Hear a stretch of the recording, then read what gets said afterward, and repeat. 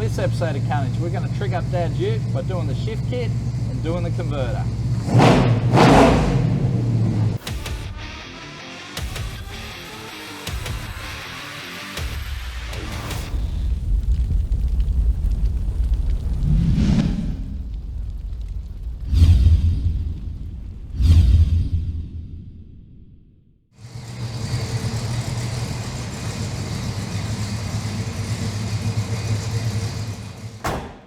So, last time you saw Dad's ute, we were at Willowbank Raceway for Mopar Sunday, and obviously I made it back. The trip actually was pretty flawless coming back. Didn't miss a beat, was really good. But taking it up to Willowbank really revealed some problems with making the car go fast down the quarter. I actually looked at the time cards afterwards and realized during the Mopar Sunday video, I was kind of like, oh, we should be running 107 mile an hour. No, that wasn't the case. We were actually running at 103 mile an hour back when I first ran the ute. I kind of got confused, mixed my time cards up. You know, I'm racing so many different cars that sometimes you get the numbers mixed up. So our previous best was a 13.98 at 103 mile an hour. At Mopar Sunday, we did a 14.05 at 105 mile an hour, so we're up a couple mile an hour. However, we still didn't get into the 13s, and that really frustrates me. I think the car can go so much faster. Certainly 105 mile an hour is showing that it has potential to go pretty close to the 12s, if not the 12s. And definitely if we improve our 60 foot, we're going to improve a lot down the track. In fact, our quickest 60 foot up there at Mopar Sunday was 2.5 seconds, which is atrocious. That's really bad. So, I'm going to do a shift kit to the auto because the shifts were holding on too long and it was starting to get into valve bounce territory, and that's something we're going to address later. But we need to put a shift kit in it so it shifts when I want it to shift. And we've got to do a converter because the converter is really hurting those 60 foot times. So I guess we get it up on the hoist, pull the box, get the converter off to TCE, and we'll put the trans on the bench and do that shift kit.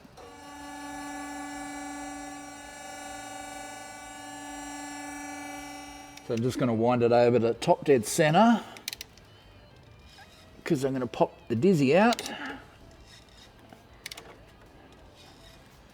Because sometimes when you drop the transmissions off the back of these things, because the dizzy sits so close to the firewall, if you lower it down, the dizzy can hit the firewall and bend the dizzy. So I'm going to pop the dizzy out.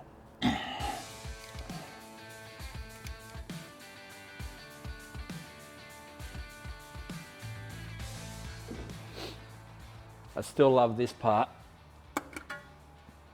How good's that? Pop the cap off. Yep, it's pointing at where number 1 is, so it was on the firing stroke. Okay, pop it out.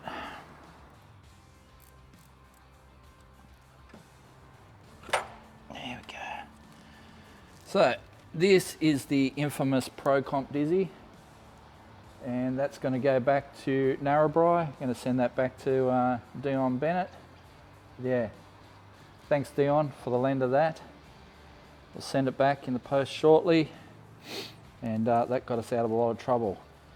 What's going in is I have some a new dizzy and a new ignition system from VPW, and so we'll be putting that back in the car when we fire it up. But in the meantime, like I said, auto has to come out, so we can send the converter off and I can do the shift kit. So anyway, this goes in a box.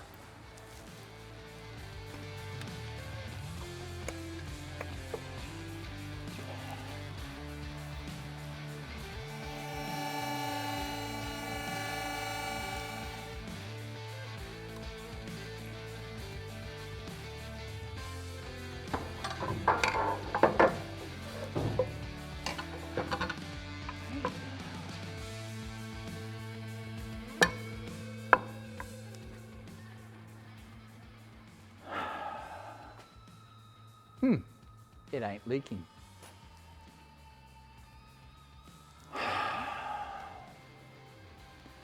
So, I know I'm going to end up with trans fluid everywhere, but I'm going to have to drop the trans pan, get the fluid out, because if I'm pulling the box out and put it on the bench and turning it upside down, I'm going to end up with trans fluid everywhere anyway. But probably should be best to get most of it out now. That sounds like a good idea. It sounds like a smart idea. We don't usually do that here, but anyway, let's try it. How good are power tools?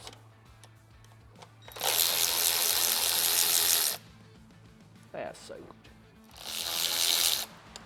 There we go. Ooh. Davis.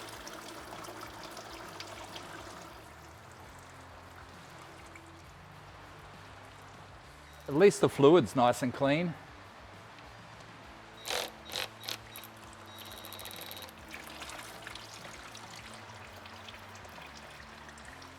So we've got a little bit of metal there in the pan,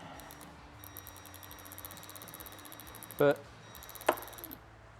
nothing excessive, I don't think.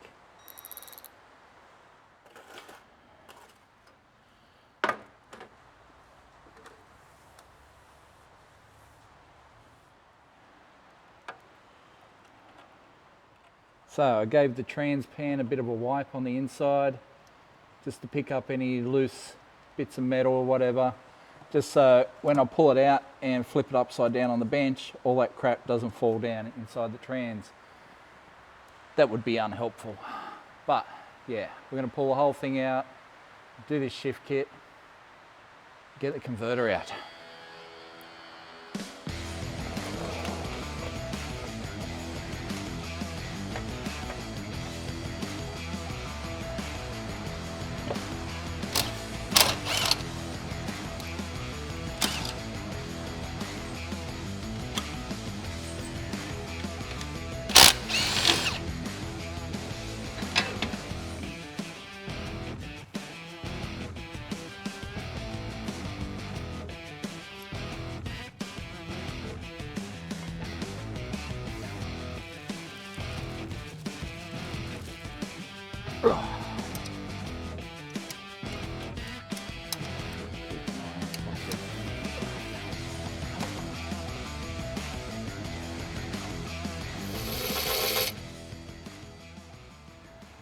Okay, that's all the converter bolts. Now I know where top dead center on the firing stroke is. I just wind it around, line it up again, and the dizzy will be ready to drop in. Yeah, lots to do before that then. I forgot what a pain this is.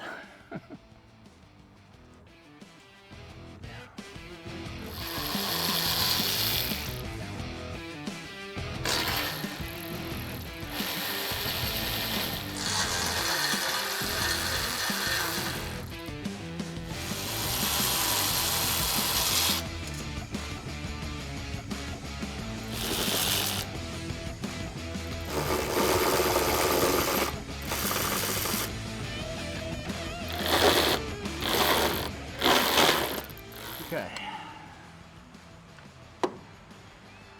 All right.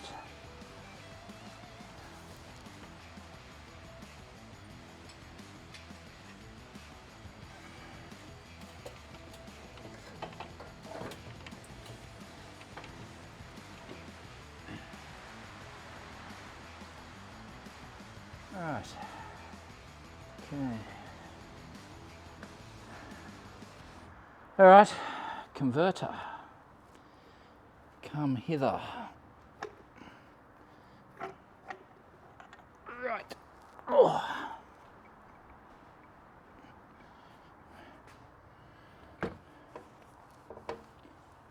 Okay. So I'm going to whip this up to TCE, see what they can do with it, bearing in mind it is a lockup converter and I want to keep the lockup. Usually with these lockup converters, the first thing they do, any converter shop usually just pulls the lockup out. I don't want to do that. I want to keep it. If I can, I would like to keep it. And also this is a different spline count to your typical 904, so they have to do this box. They can't go changing the components around. They have to use this converter from my box, I should say. Yeah, anyway. All right, I think we've got enough time. go for a drive. Right, well, I've dropped that converter down to TCE. It might take a couple of weeks to come back because they're pretty flat out at the moment, as are most automotive businesses here in Melbourne, and I guess Australia-wide are at the moment. So I'm going to take the opportunity to do a shift kit on our little Talk Flight here. So for those that haven't watched back through the other episodes, this is an A999 transmission, not a 904. 904 is the original small Talk Flight. This is the later version, so it's an A999, which means it has a lockup converter. It also has a low first gear, so instead of a 245 first gear, it's got a 274 first gear. Extra clutch packs and stuff like that. It's stronger than the old original 904. But we have learned that it tends to shift whenever it kind of feels like and not when I want it to shift. So I've ordered this B&M shift kit. It has basically 3 levels of shift. You can do heavy duty, say for towing or whatever. You can do street and strip. So that's the option we'll be taking. And then there's the full race mode, which we definitely won't be taking because it's Dad's ute, you know. It's a street car and that's what it will be. Yes, I will take down the quarter every now and again, and I am trying to make it run 12s on the quarter, but its primary goal is street miles, just tough street car, as Dad would have liked it. So anyway, got our transmission here on our Hare and Forbes teardown bench. Well, has a handy drain hole there, so any fluid that comes out of this transmission will go down the fluid hole into a bucket so we don't make a big mess. Anyway, let's flip it over. There we go. So this isn't intended to be a full how-to on doing the shift kit on one of these. It's more of a friendly guide.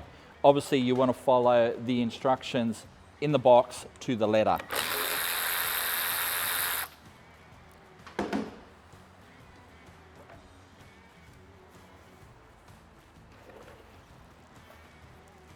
So in our kit we've got a couple gaskets because it's for 904 or 727. Just make sure you got the right gasket, and that looks like the 904 gasket. So we'll use that. That is definitely a 727 gasket, so we don't need that, not at the moment.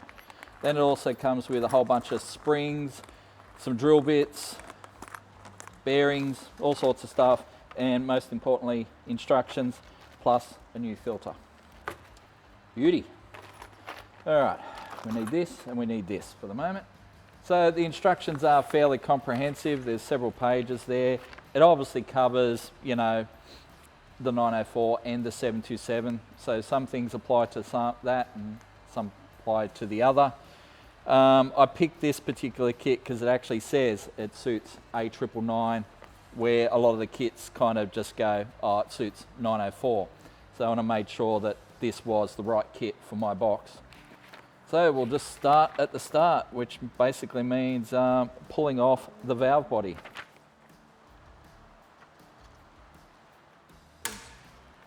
I'm out of practice with my screwing. So here's one of the things you'll notice that's different to most 904s. Most 904s don't have this, which is the fitting for the lockup. All right, so that's electric. The wire goes off to electric solenoid under there somewhere that supplies fluid. All right, let's slide that off. It's always handy to have a lot of rags because, yeah, you're going to get very messy doing this.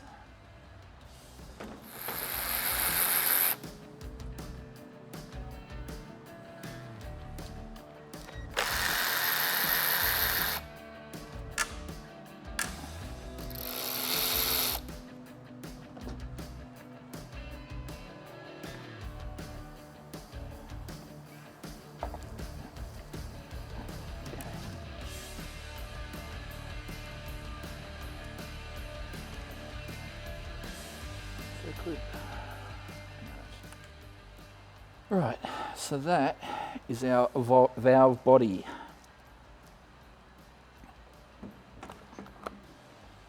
And that's where all the magic happens. Well, most of it anyway. So, there's the insides of your little torque flight. Yeah, I have no idea what any of this stuff does really, but I know horsepower goes in and crushing disappointment comes out the other end. Hopefully we can fix some of that.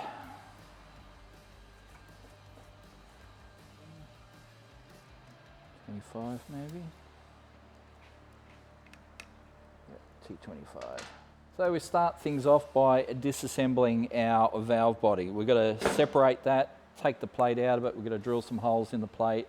We have to also replace some springs and little check balls and things inside. So basically carefully disassemble.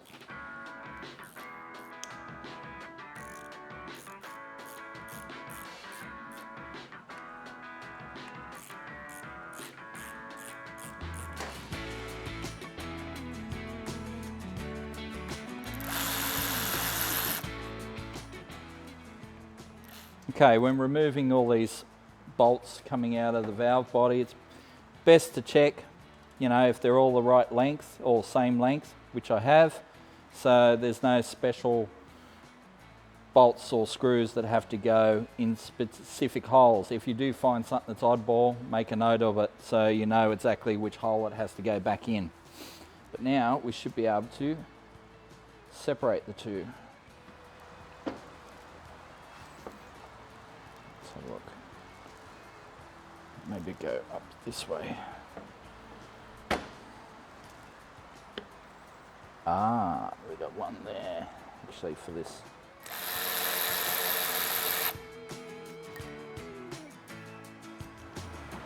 Done that upside down, haven't I?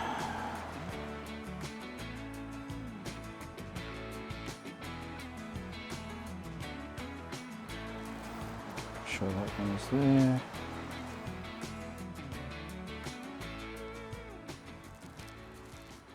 So you got all these little check balls. I kind of did do it the wrong way around. However, there is no good way because we have to remove all the check balls anyway.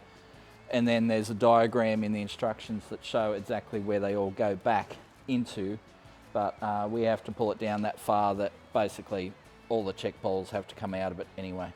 So don't be too concerned if you go, oh, I don't know where that ball was. As long as you keep them all, and you know you've got the instructions there to reference where they need to go back together. As long as you've got that, you'll be pretty squared away. All right, next.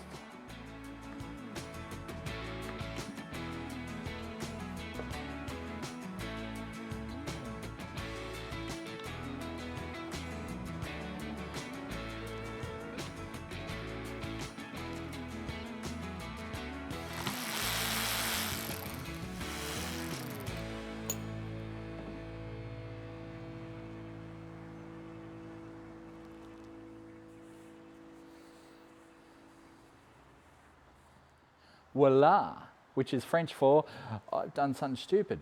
Well, no, not yet, but yeah, wow. That looks pretty complicated, doesn't it? Got to make sure, obviously, it all goes back together the way it's supposed to.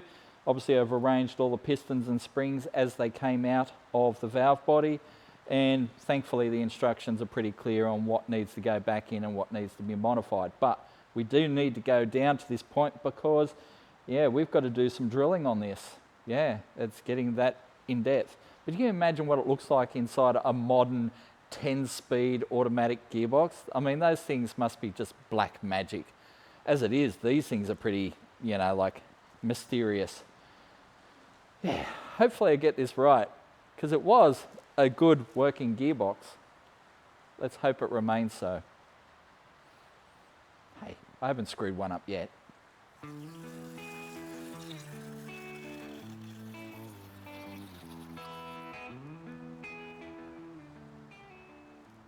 So this is where it gets scary. So it says bolt this plate on here, and then using the supplied drill in the kit, drill through there, which basically takes out a passage wall and redirects the fluid. But yeah, now we've got to drill into it. It's a bit scary. All right.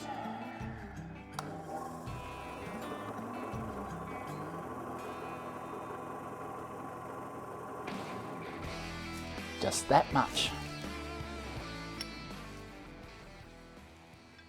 So that is the result. We've taken out that little dividing wall, and obviously you've got to blow it clean with compressed air and just make sure there's no swarf or anything in there. But yeah, whew, that's done. All right, moving on. So now that we've drilled our hole, it's time to reassemble. Obviously we need to make sure we've blown it out, no swarf inside, and now we can carefully reassemble, making sure you remember where everything went. Like that.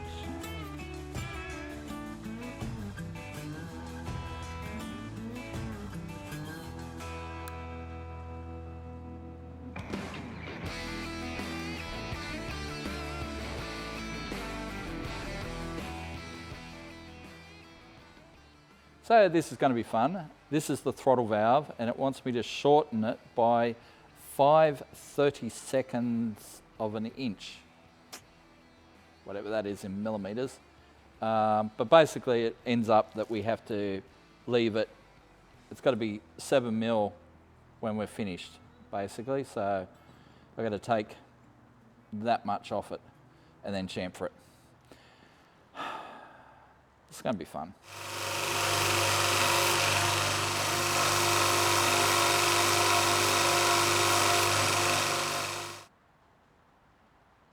So I think that's sufficiently deburred. So we also at the same time remove that spring, replace with that spring.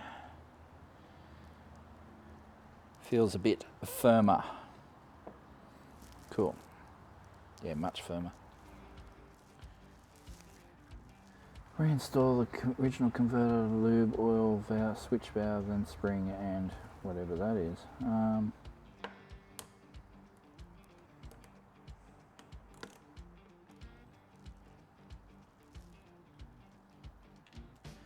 So now we need to clean this plate. This is the separator plate.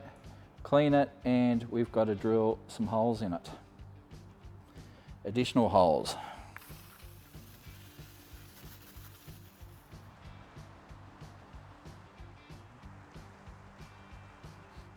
So more scariness. We've cleaned our separator plate, and we have to drill, basically not drill, but enlarge 5 different holes with 3 different size drill bits. One's already in the drill press, but yeah, and then these other 2. So the instructions are about clear as mud. However, we muddled through it, and I think we have it in the right spots. I hope we have it in the right spots. So yeah, more fun.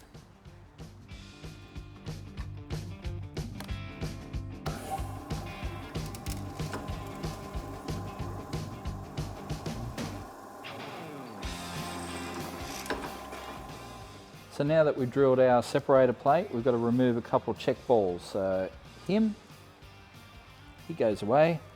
We'll put that in our not going back pile, and him.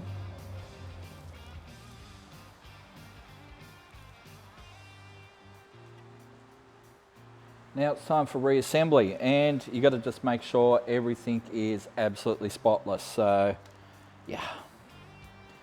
Clean, clean, and more clean. That one goes into there.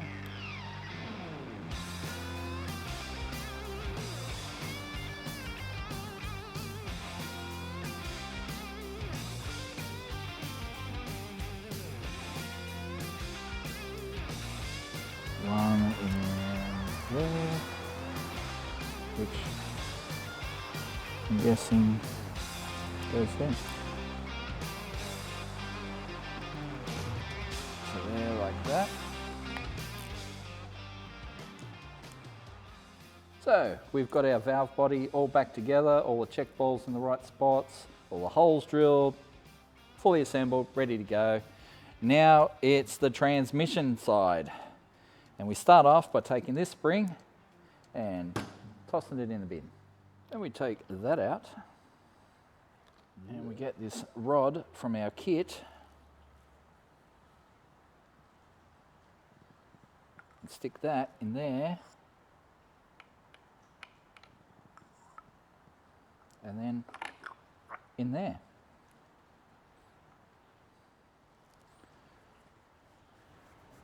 Right, well, we're pretty much ready to put it back together because every other step in the instructions is for stage 3, which is full manual.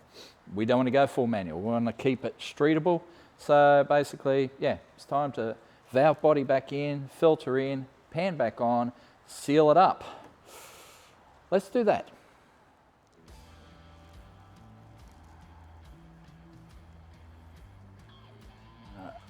Drop the valve body in.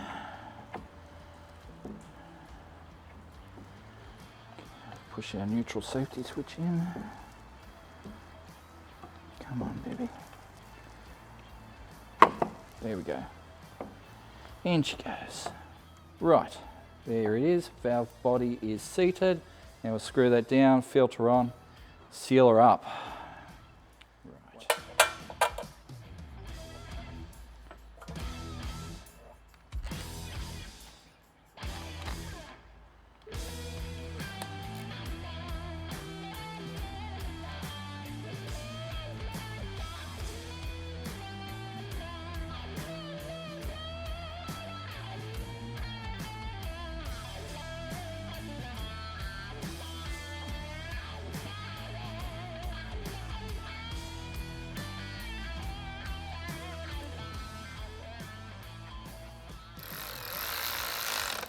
All right, so there we are, all buttoned up. Obviously, we've had to use this old Daggy trans pan that came with it. I'd love to get one of the RTS pans, but unfortunately they're out of stock at the moment, so we'll get one of those from VPW once they're in stock. But once we have that and we have the converter, we'll get it all back in the car, get it running 12s. That'll be awesome. But you're going to see all that on a future episode of Carnage.